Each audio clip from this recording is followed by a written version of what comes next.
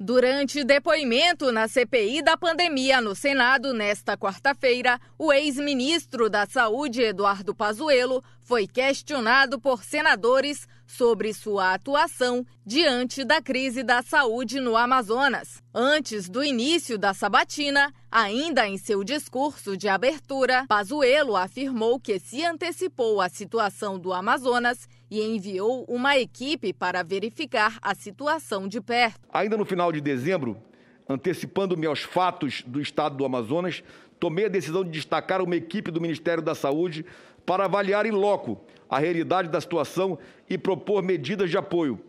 Mesmo antes de conhecermos a profundidade plena dos fatos, decidi deslocar imediatamente o gabinete do ministro, juntamente com todos os secretários nacionais de saúde, para Manaus e de lá prestarmos todo o apoio possível ao governo do estado e ao município.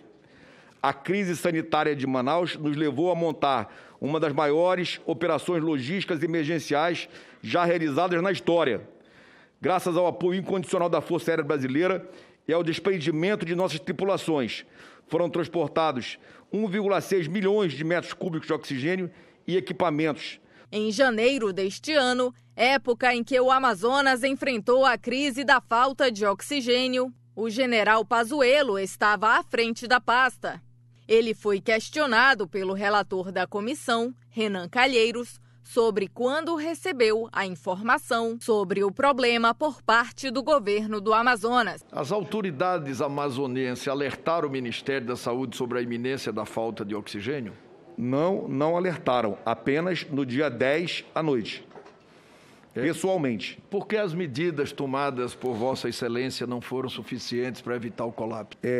Estava em Manaus com a minha equipe, já tinha levado para Manaus todos os secretários, porque isso é uma coisa que a gente já vem conversando há bastante tempo, eu e o senador Eduardo Braga.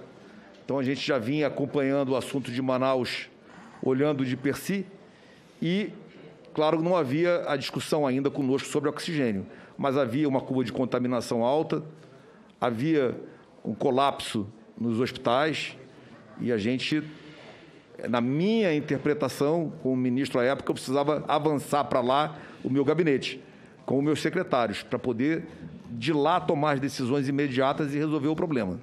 E ajudar a resolver o problema, né? Não deixar acontecer uma catástrofe. Então, essa foi a razão de ter ido com a minha equipe para Manaus no dia 10, domingo, e direto para a reunião com o governador. No dia seguinte, às 7h30 da manhã, eu me reuni com a White Martins, às 7h30 da manhã de segunda-feira. Mas a White Martins, ali naquele momento, disse que estava com dificuldade de cumprir a etapa dela, porque estava com atrasos na chegada de balsas de Belém e aquilo que estava quebrando a lógica dela de estoques em Manaus. Então, no próprio dia 11, na segunda-feira, depois da reunião da White Martins, eu achei necessário fazer a abertura do Centro Integrado de Coordenação e Controle com o Estado, o município e as Forças Armadas.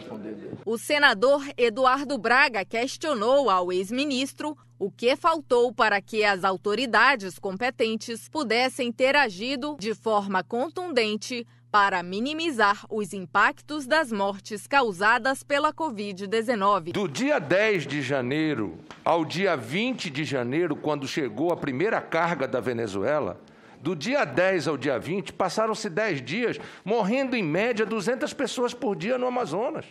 Foram 2.000 amazonenses que morreram. Nós poderíamos ter colocado aquele oxigênio, ministro. E o que nós queremos saber é o seguinte: faltou dinheiro ao governo do Estado para fazer isso? Não. Faltou vontade política do governo federal em fazer isso? Não. E por que não fez? Por que não deu as informações ao ministro Ernesto Araújo para que o avião dos Estados Unidos pudesse ter ido à Venezuela buscar o oxigênio e levar para o Amazonas para salvar vidas? É isso que o povo brasileiro quer saber. Quer saber. Bem. Em resposta, o ex-ministro salientou que o governo do Amazonas poderia ter alertado com antecedência sobre a situação ao Ministério da Saúde. Acredito que as medidas possíveis a partir do dia 10 foram executadas, todas executadas.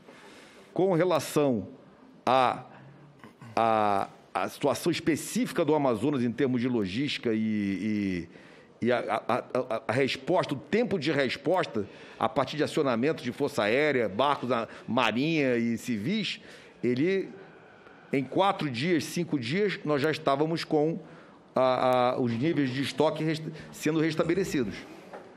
Agora, a resposta é, se nós tivéssemos sabido antes, poderíamos ter agido antes. Os senadores pressionaram o ex-ministro e questionaram a informação recebida pelo Ministério da Saúde sobre o suposto desabastecimento de oxigênio por apenas 3 dias.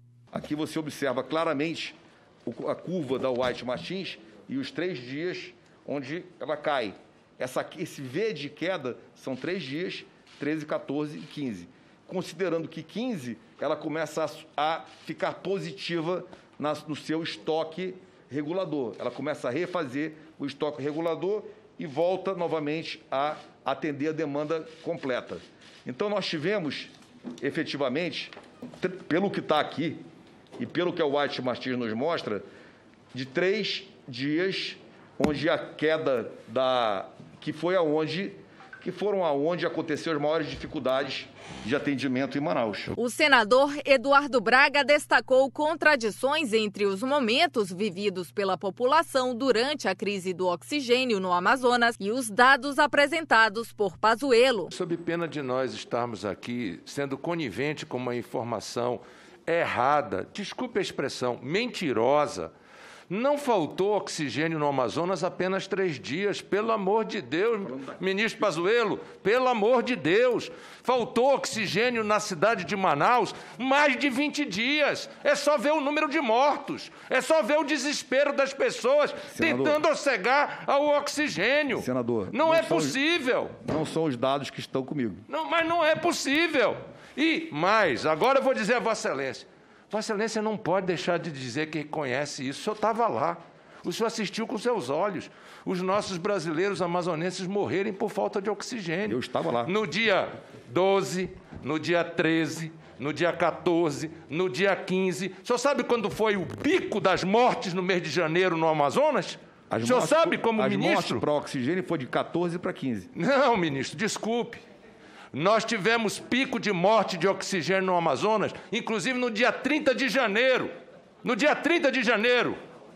Sabe quando chegou a carga de oxigênio que o senhor mandou do Ministério da Saúde para Manaus?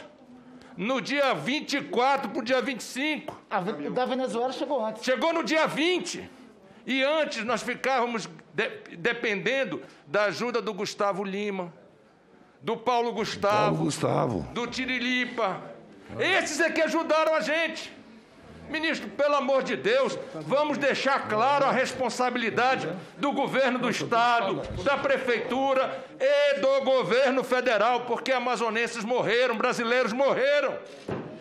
E vamos parar de ficar dizendo que foram 3 dias de falta de oxigênio. O senador Marcos Rogério pediu a palavra para solicitar novamente a convocação do governador Wilson Lima para depor na CPI da pandemia no Senado.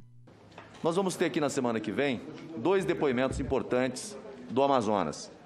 Do ex-secretário executivo João Paulo Marques dos Santos, requerimento aprovado, e do atual secretário de Saúde, Marcelo Campelos, que é o secretário de Saúde.